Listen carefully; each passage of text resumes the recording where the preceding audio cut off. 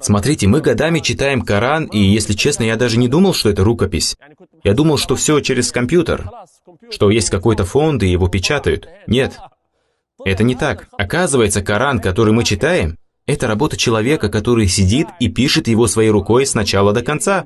Если вы откроете этот священный Коран мединского производства, то увидите сзади надпись: «С помощью Аллаха и его тауфика был выпущен этот Коран». И в конце каллиграф Усман Таха. Это он. Мы сейчас увидимся с ним. Моя первая встреча с ним.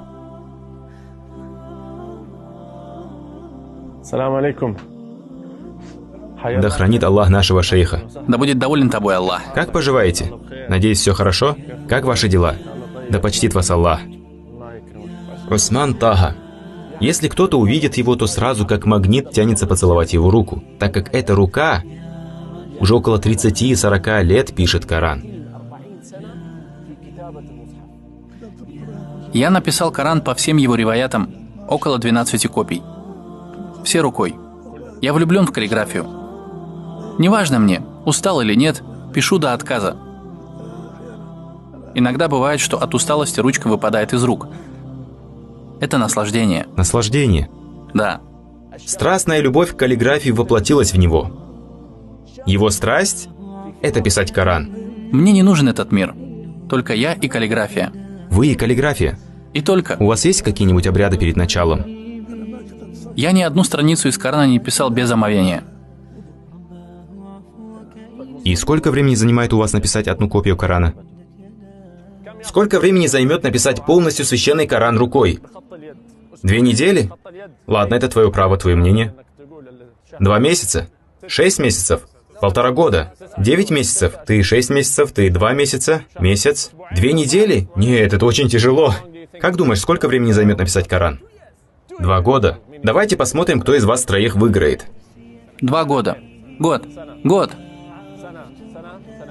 3 года. 3 года. Да.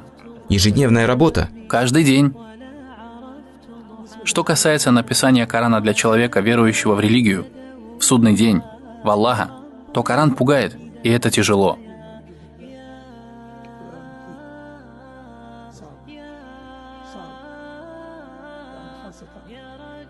Ведь есть описание рая и описание ада.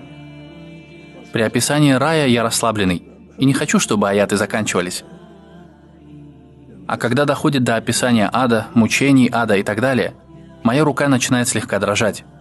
Потеть начинаю, хотя обычно я не потею, и начинаю терять чувства. Шейх Усман, эту передачу может увидеть миллионы мусульман. Что бы вы хотели попросить у них, когда они будут читать Коран? Хотел бы, чтобы делали дуа за меня, чтобы Аллах сохранил мне зрение, мои конечности, чтобы я мог продолжать работать.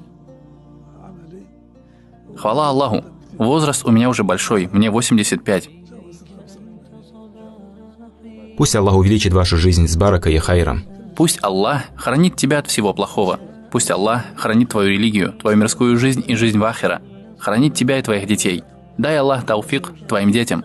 Сохранит тебе твою жену, усилит между вами любовь. Да чтит вас Аллах и хранит вас. Хвала Аллаху, Господу миров. Пусть Аллах откроет вам все.